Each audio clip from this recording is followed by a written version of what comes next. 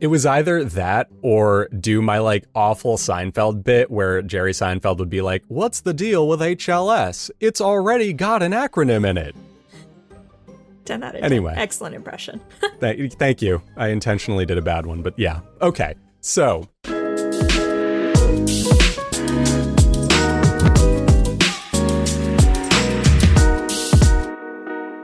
hey everyone, and welcome to the Headliner Podcast. We're your hosts, Nicholas and Alyssa, and we're here to keep you in the loop on all the things that you can do to promote your podcast. So Alyssa, what are we talking about today? So today we're going to be talking about kind of largely what I think everybody's talking about, and it is the Apple update. So Apple is rolling out HLS update for podcasts. So there's a lot of stuff out there, a lot of really great resources. If you're super technical, I would definitely check out Pod News's stuff. They wrote a lot of really great information, did a lot of tests. It's really cool. It's really awesome. It's where we got a lot of our information from because I am not the most technically oriented person in the world. But we're basically just going to be breaking down today, kind of what it means for your podcast and just kind of talking about it in a little bit more kind of easier to understand way, hopefully. Yeah, which is good because, look, I am a tech nerd, right? That's my gimmick. That's how I look at myself. And a lot of this stuff goes over my head too, to where I just kind of want to curl into a ball and hope at some point it clicks for me. And in the spirit of that, you said that we've been talking about, or everyone in the space is talking about like Apple and video. It's the big thing on everyone's mind. Netflix has podcasts now. Spotify has video podcasts. YouTube is the biggest media company in the world as of yesterday. I don't know if you saw that headline. I didn't, but that's not surprising. Doesn't shock me, but they bring in more in ad revenue than like Disney, Netflix, etc. So video podcasting is big on everyone's mind. I've noticed within the podcasting space that people are even kind of debating, what do we call a video podcast? What is a video podcast? And it comes back to this question that I thought would be really cool to just position to everyone listening. I'd love to know what you define a podcast itself as. Is it something that lives on an RSS feed? I'm a very literal guy. So my definition of a podcast is it a form of content created by normal people that isn't music that I can put on an iPod? That encompasses video, that encompasses audio. That's me. But I thought it'd be cool for everyone watching on YouTube. I thought I'd welcome and give everyone the floor to tell us what you define a podcast as and why. And for everyone watching a potential pull of this clip on Instagram or LinkedIn. That's something we grace ourselves with. I think you and I, Alyssa, like to actually talk to Headliner users and listeners. So there you go. Yes, we be talking all the time.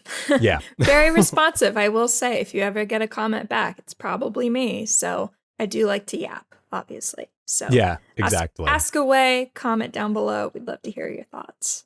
Okay. Thank you for that. Now, HLS, please tell me what it is, because again, completely over my head. It was a lot, and it took me a lot of reading and a lot of listening and a lot of Googling to figure it out, but I think I've got it now.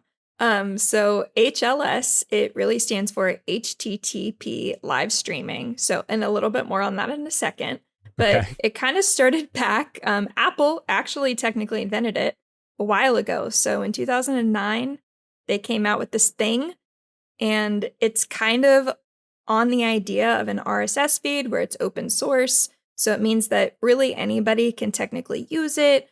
It just is. It's a form of streaming. You've probably seen it in real life. Most actual streaming services like Netflix and Hulu, they do use HLS to help prevent buffering and delays and to just basically improve the consumption experience. So it's kind of on the idea of an RSS in which you can use it, you can distribute content. But for video especially, it provides kind of an elevated experience for the end user or the listener in this case. That was something that I understood, where it does dynamically shift the quality of your content. And I think for podcasters, that's a very big thing. Again, thinking about the podcast experience, I'm a person that likes to listen or half watch my podcasts on the go, right? So having something like HLS there is just going to improve the experience to where you might be in an area with lower data speeds, you know? Maybe you don't get a 5G signal out while you're, I don't know, on the bus or something. Well, with HLS, you're going to be watching your video back at like 240p, but you're going to be watching your video as opposed to like sitting there on the bus waiting for your 1080p file to fully buffer. So from a user experience, that's actually pretty big for podcasts because like a lot of those are, digested on the go. Yeah, exactly. I mean, I know I've definitely suffered through it. Like college Wi-Fi, not always the best. So I think it took me like until season 2 of Stranger Things to like see what a Demogorgon really looked like. It was like, whoa, that's crazy. That's my own personal experience. But yeah, just like Nicholas said, from a, again, kind of watered down, non-technical perspective, HLS, it just literally helps to improve that consumption experience. So as opposed to downloading one massive file, which you may have been able to see, like RSS technically has been able to support video, but there's like these really big files in it. So it's not always the best experience. HLS breaks it up into a lot of different files. So it's kind of continuously grabbing these chunks as you're consuming, and it matches the quality of consumption to what you're able to access. So if you're, like you said, if you're like on the bus, you're moving around, maybe you go behind a really big building, your signal just tanks, your video quality will kind of, you'll see that. It'll look a little bit more grainy, but, as you turn the corner, get around the building, oh, now you have full bars again, you're going to see that quality kind of bump up. But the whole point is you're able to continue listening without any type of delay or any real interference that would bar you from actively consuming the content. Exactly. And just to stress that, I feel like that's the best thing that HLS brings to the table, mostly because it is so compatible with the way that we digest podcasts. For me, a podcast is deeply personal. It's deeply immediate.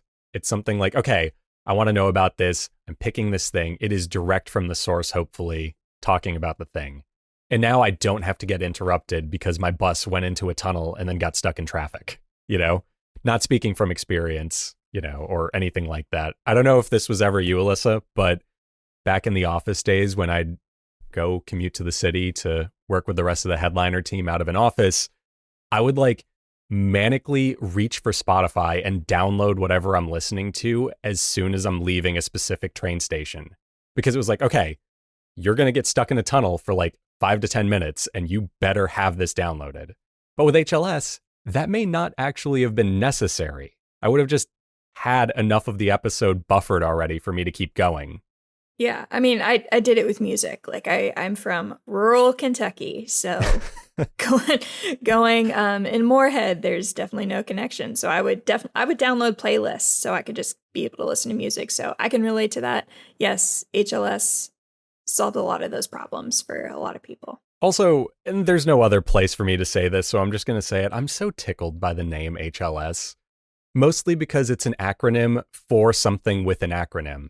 HLS, HTTPS. Like, I don't know. It just tickles my brain. What will they think of next? Like, I felt like really dumb for a while because, again, I was reading a lot. So I was Googling. I was like, what the heck does this stand for? Like, I know this is an acronym, but what is the acronym? Hypertext Transfer Protocol Service live streaming. Yeah, I got the live streaming part. Well, sure. I got the live streaming part, but I was like, what is the H? It was like, and then it was like, is it just HTTP, right? Yeah, HTTPS. There's an S because it's secure. It's encrypted. There we go. So I felt like I was going slowly insane. And then it was like, I guess it's just an abbreviation for the abbreviation. And that's, yeah. So I'm glad that you confirmed that because I was really, really struggling. It was either that or do my like awful Seinfeld bit where Jerry Seinfeld would be like, what's the deal with HLS? It's already got an acronym in it. 10 out of 10. Excellent impression. Thank you. Okay. So HLS, I think what we're getting at is it's really there to just up the convenience of video, which has always been something of a barrier because videos are pretty big, you know? A 1-hour podcast video in 1080p can be like 10 gigabytes. And I don't know about you, Alyssa, but I don't really have the time to download a 10 gigabyte file on the go. I don't have the space. Yeah, that too. Yeah, just like otherwise I feel like our phones would be just pinging us to get iCloud storage every like day. But that's awesome. It's so good to hear that Apple is going to be like doing stuff pertaining to this tech. And I'd love to hear like more about that. Maybe what some of the other features that come from it will be. Yeah, it's definitely exciting. And before we kind of get more into what Apple really announced and again, more of what it means for your podcast, I do kind of want to shout one thing out because I'll probably forget because this is the order in which the notes are written. And if I scroll, it's gone forever. HLS is open source. Apple did invent it. However, because it's open source, no one company really controls it. So right now, Apple is pretty much kind of the governing body that's helping to set the standard. So that's kind of something to keep in mind. Like RSS has the podcast project standard, maybe. Okay. Something like that. I did remember that. It's something like that. Again, Google it. It's kind of, I got pretty close, but anyways, they kind of like regulate and make sure. But right now, it's kind of just, it's Apple right now. So food for thought there. Yeah, and look, glass half full. It's open source. Yes, it is just Apple right now. But the beauty of open source is that the source code is available to literally everyone. So someone else can go in there, and not only can they very easily come to support it on their service or whatever, they can contribute to it. They can build new features for it. And then Apple or everyone else will have those new features. They will have the source code because they're contributing to the open source. Yeah, right now it's just Apple, but you know, there's going to be some adoption there, I'm sure. I mean, it's Apple. They kind of podcasting Apple. I wanted to say, hey, it's Apple without just going like, hey, it's Apple. Well, it's just synonymous with podcasting to an extent. So it literally podcast, iPod. Yeah, like tell me more. Anyways, so what did Apple really announce? Again, they're adding the HLS support for Apple Podcasts. It's coming out probably with the new iOS, probably around the end of March. No hard dates are being released, though I would expect to see some more information come to light very, very soon as South by Southwest with Podcast Evolutions is actually going on right now at the time of filming. And I believe Apple's the keynote speaker tomorrow. So I would be really excited to see, I would imagine more information is going to come out about this because it's in podcasting conference and it's exciting and it's Apple. It's cool. Yeah, it just seems like the sort of place where that would happen. For us, sure. It's really cool. But anyways, that's a nerdy thing. So, and another thing, Apple technically does support video podcasting right now. However, it's not necessarily the best experience. So they're quoting it as kind of elevating it and being a now transformative experience. So it will be a lot better for the listeners to consume video. Again, from Pod News, I'm going to just use exactly what they wrote about it. I've seen it. I didn't. Okay, so basically, there's a very, very tiny video that you can see if a podcast has uploaded video in their RSS feed. Super tiny. Pod News said it's literally 1/10 of an inch tall. So I really doubt that you could see it very well or very easily. So this new update is going to really improve. So you'll be able to actually see the video and actively consume it. And then also not have those massive files being downloaded and taking up storage versus the progressive download. It's going to just kind of keep consuming and then kind of wipe as you're going. So it's a lot better. Yeah, it's just going to probably save to your cache and then just kind of clear itself. Yeah, it's a lot better for you. Yeah. So that's what's exciting. Also, shout out to Pod News for the 1/10 of an inch tall. Like, I love that image. I'm just thinking of Derek Zoolander looking at like a phone suddenly and being like, what is this? A podcast for ants? Yeah, I don't know how James figured that out, but props to you because I'm just imagining James had a ruler and, a little bit. I would have said it's really small, guys, but I love the actual stat. But anyways, so what for listeners, kind of what the HLS update is going to look like. It's going to make the video so you can see it. Number one, that's super important. Number two, it's going to provide the ability for AirPlay. So you'll be able to kind of share it to other devices. So you could watch it on a bigger screen, still have your phone, like being able to do whatever. Also, I'm kind of comparing this to YouTube because I do this all the time. Probably not the best, but I'm a chronic multitasker on my mobile device. Again, not the best, but you can shrink your little video down. So you'll have your video playing in the corner, but you can still use your device. So enhanced support of device multitasking. A lot of the other stuff that we know and love about Apple Podcasts is going to remain true. You'll still have the speed controls. You'll still be able to enhance the dialogue audio. And then another really cool thing is if you are consuming a video podcast, but you don't want to actively watch the video, the user is able to kind of toggle that off so they can just continue to kind of have that same experience that they have now. Again, if they don't want to watch the video or however, you can just continue using a podcast as you're using a podcast. Yeah, and that's a pretty cool thing. And I don't know if anyone here uses like YouTube Music, but that's actually something on YouTube Music for like songs with music videos that you can do. Where, oh, I'm listening to this. Hey, wait, which music video is this? And then you just literally hit a button and it'll just swap over to the music video. So I'm assuming it works somewhat similar. And that's a pretty cool ad. Yeah. Again, all of this is in beta right now, so it's kind of like, it's a little speculative on exactly what it looks like. But yeah, super cool. You can kind of control how you consume. One thing that it does kind of seem that we are losing with the update right now, the as you listen transcripts are not totally working for video. I mean, I can't even think of a way that you would be able to have, especially on a mobile device, like the transcript actively going with the video playing. Right now, they do have captions that appear on the videos if you enable that. So that's great. But again, I don't think that's totally figured out or at least visible right now. So probably, again, at the end of March, we'll probably get more updates and be able to really play with it and really see how that works. Yeah, and in the meantime, I'm sure there are just like amazing tools out there that allow you to physically bake those captions in. I really like the word bake. It feels like it's just one letter off from the tool that does that. Alyssa, could you help me out there? Definitely not setting you up over here. Yes. So if your podcast host is part of this update, so I think there's 4, and I have them written down further in the notes. Again, I'm not going to scroll because then I'll screw myself up.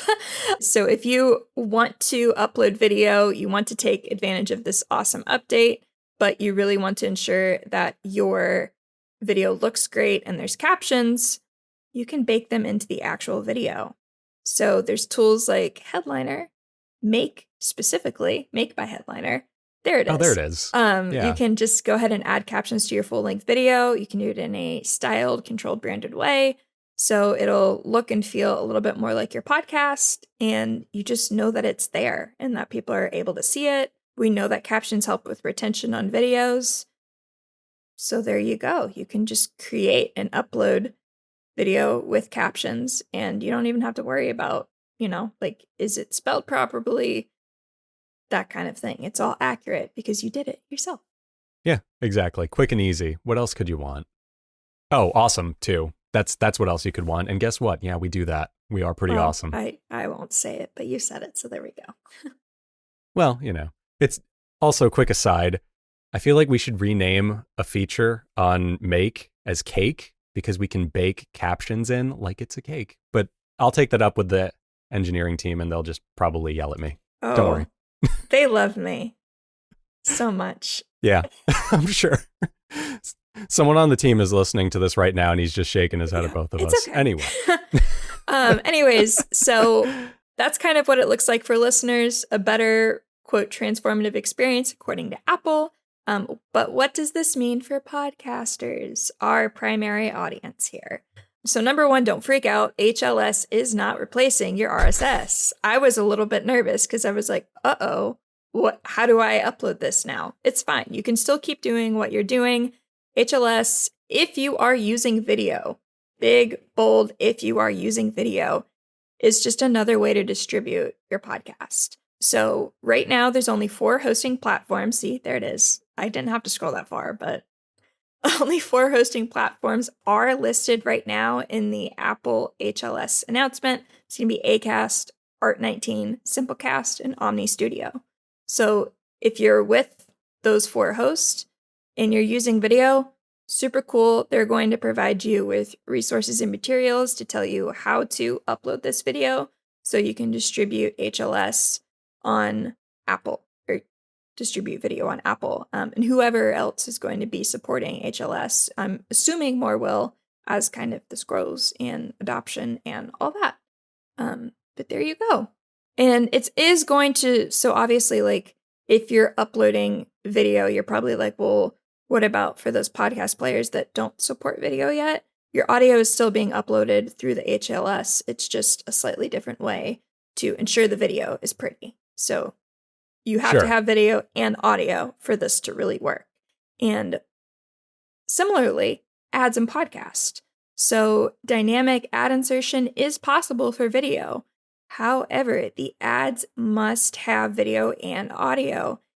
If they do not have those, then it's going to be just quiet. Like the ads aren't going to play. Mm-hmm. So obviously for podcasters that monetize with dynamic ad insertion, so just kind of, make sure that whatever ads marketplace you're using is compatible, all that. Your ad stack will most likely work all the same. Again, this is all new, so people are still figuring it out. But if you don't know, just ask. It's the best way to kind of ensure that you're going to be able to still monetize your show with ads and have them play and not just have this like weird silence in your show. And to be clear, when, people say you need video and audio, that doesn't mean you need to like change the way you make your ads in a big way. It doesn't mean you need to like sit in front of a camera and do the reads like this. You could just use stuff like Make in order to make like a high quality audiogram of your ad. I actually think this was brought up in Pod News like this week. Like, what will dynamic ads look like? Will it just be an audiogram? Will it be more? Is one more valuable than the other? These are questions that are still being figured out simply because, like you said, it's a new frontier. We're in the Wild West days of podcasting again. Exactly. But again, if you're a podcaster, I wouldn't panic. There's companies that make their entire profit off of this. Like, they're going to figure that out. That's not on you to figure out. You're good. And if you want to know more, Brian Barletta over at Sounds Profitable wrote an amazing article. Again, got a lot of information off of him. The bigger picture behind Apple HLS. It's really awesome. It goes very deeply into kind of the ad stuff and the concerns with monetization and all of that jazz. So I'll link it down below, but definitely be sure to go give that a read because it really goes into that in a much better way than I could ever hope to do. All right, cool. Well, Alyssa, is there anything else that we should share with our amazing listener and viewership? Yeah, so I think this is, again, I'm in marketing, so I get really excited by these types of things. But analytics, so HLS, again, because of the way it's providing the video and it's doing those kind of chunks, it has more exact watch times. So again, this is all kind of speculative. We're not totally sure, how hosts are going to do this, but technically HLS provides much more granular data in regards to your watch time and consumption than versus the kind of the traditional progressive download. So you'll be able to see drop-off points. Again, allegedly, you'll be able to see these drop-off points. So if you are a podcaster who uses YouTube Studio, you can normally see kind of like your retention, see, okay, where does the average person fall off? How long are people listening type deal? With HLS, that is a lot more feasible. So I would expect to see a lot more podcast hosts being able to give podcasters more granular data in regards to watch time and retention. So I'm really excited for that because that's always something that I get really into because that's my job. So Yeah. No, you and I both. I do a lot of YouTube stuff on my free time, and you don't say. It's easy to get lost in the weeds with analytics. Very. Terrifyingly easy. Very much so. So now podcasters, welcome to that. It's fun. No, it's great though, especially for all the podcasts out there that are backing up a business or are trying to like promote a product or a service, whatever, having this kind of granular data is so big simply because it allows you to tailor your show towards specific audiences more easily. And, I always joke about like Monday Morning Quarterback. You put out a podcast, you wait a week, and then you look at the stats and go, okay, I fumbled over here, or we lost people now. And now you have more data to do that. So this is actually great for podcasters. It means you're going to be able to make your show better, and you're going to have more data that will hopefully more clearly tell you what you need to do. It's less driving in the dark and more having high beams on. I mean, I think for me, it's the most exciting part about the HLS update. But yeah, that's just me though. That's my own POV. As a podcaster, what should you do? If you're audio first, don't worry about a thing. Nothing's changing for you. You're still going to be able to distribute with the good old RSS feed. So you're good. Don't worry about it. If you are a video first show, or you thinking about going video first, and you want the ability to distribute the video specifically with Apple in that kind of new transformative way, make sure that your host is part of those updates. If they're not, you may need to start, thinking about considering switching, looking into that, asking questions to your current host. Again, this is all very new, so I would expect adoption to kind of grow. But right now, there's just those 4 that are released in the announcement. So some food for thought there. If you do monetize with dynamic ads, just double check your stack. Again, ask questions. It's all new. I can't stress it enough. Double check and you'll be good to go. I'll shout it out one last time. The Bigger Picture Behind Apple HLS by Brian Barletta over at Sounds Profitable, who Headliner is a super proud partner of. I will shout that out. Go check it out. Okay. It goes into a lot of really awesome detail, more specifically in regards to ads. Okay. Awesome. Alyssa, pleasure as always. I think we absolutely nailed it today. I feel like I have a better understanding of what HLS is. You know what HTTPS stands for now. Don't quiz me on it, but yep. Yeah, no, absolutely. I mean, I'm going to quiz you as soon as the call ends. But anyway, thank you to everyone for sticking around. Don't forget to answer that little question I positioned at the top of this episode if you'd like to. And we'll catch you on the next episode, where we'll be talking about some really cool stuff about podcasting, probably related to video, because again, it's where the industry is going.